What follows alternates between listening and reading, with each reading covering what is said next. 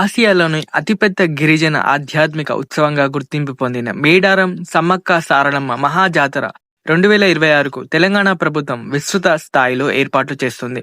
జాతరను శాశ్వతంగా అభివృద్ధి చేసే దిశగా రోడ్ల విస్తరణ, గద్దెల అభివృద్ధి, స్వాగత ద్వారాలు, డ్రైనేజ్, లైటింగ్ వంటి మౌలిక సదుపాయాలను వేగంగా పూర్తి చేస్తున్నారు.